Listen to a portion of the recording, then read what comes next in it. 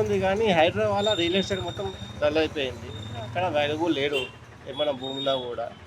సిటీలో కూడా అంటే ఇప్పుడు నాలలో కొంతమంది చేస్తున్నారు, కొంతమంది లేరు. కానీ రోడ్డు మాత్రం మొత్తం దారుణంగా ఉంది. రోడ్లు మాత్రం అంటే రేవంత్ రెడ్డికి ఇంకా కేసీఆర్కి తేడా అంటే ఏం చెప్తారు మీ మాటల్లో అసలు? తేడా అంటే ఇక అంటే కేసీఆర్ గారు అపోజిషన్ కూడా మరి డెవలప్ చేస్తుంది కదా. రేవంత్ రెడ్డి ఏమంటే అప్పు కూడా వదలంటే కదా, డెవలప్ చేయడం కష్టమవుతుంది. అంటే ఇప్పుడు ఉన్న దాంట్లో మీకు ఎన్ని వరకు పథకాలు అందినాయి?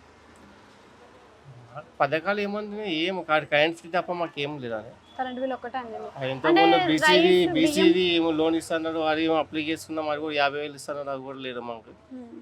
రైస్ అంటే సన్న బియ్యం దొరుకుతున్నాయి ఈ మధ్యలో. ఇంకా ఏమున్నది, ఇంకా లేడీస్కి బస్ ఫ్రీ, ఇంకా అలాంటి పథకాలు ఉన్నాయి. ఇంకా ఏమీ లేరు. ఇంకా పింఛన్ ఇట్లా పెంచుతున్నాడు, లేడీస్కి ఇంకా ఇస్తున్నారు పింఛన్ టైప్లా, అవి లేరు. పింఛన్ ఇస్తున్నారు, అది లేదు.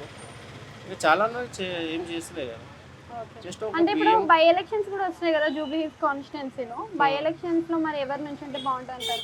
మాగంటి ఫ్యామిలీ నుంచి వస్తే బాగుంటుందా, లేకపోతే మన ఇటు సైడ్ నవీన్ యాదవ్ కానీ అంజన్ కుమార్ యాదవ్ కానీ వచ్చే అవకాశాలు కనిపిస్తాయి? మాగంటి అంటే బీఆర్ఎస్, ఇప్పుడు నవీన్ యాదవ్ కాంగ్రెస్ పార్టీ, ఆయనకి ఇచ్చిన పర్వాలేదు. అంజన్ కుమార్ యాదవ్ ఆయన కూడా ఇస్తే పర్వాలేదు. అంటే వాళ్ళిద్దరిలో ఎవరికొకరికే కదా మరి కాంగ్రెస్ అంటే ఇచ్చినా కూడా పాపులర్ మనుషులు, ఫేమస్ వ్యక్తిగతులు, వాళ్ళకి ఇద్దరు ఇట్లా వాళ్ళకి ఇచ్చినా కూడా గెలిచే ఛాన్సెస్ 90% ఉంటాయి. ఈయనకి ఇస్తే ఇది మంచి జరుగుతుంది, ఈయనకి ఇస్తే ఇది మంచి జరుగుతుంది అనే విషయానికి వస్తే మరి నవీన్ యాదవ్కి ఇస్తే, నవీన్ యాదవ్ లోకల్ కాబట్టి ఇక్కడ జూబ్లీ హిల్స్కి కొంచెం పర్వాలేదు, మంచి జరుగుతుంది. మరి అంజన్ కుమార్ యాదవ్కి ఎందుకు ఇవ్వాలండి?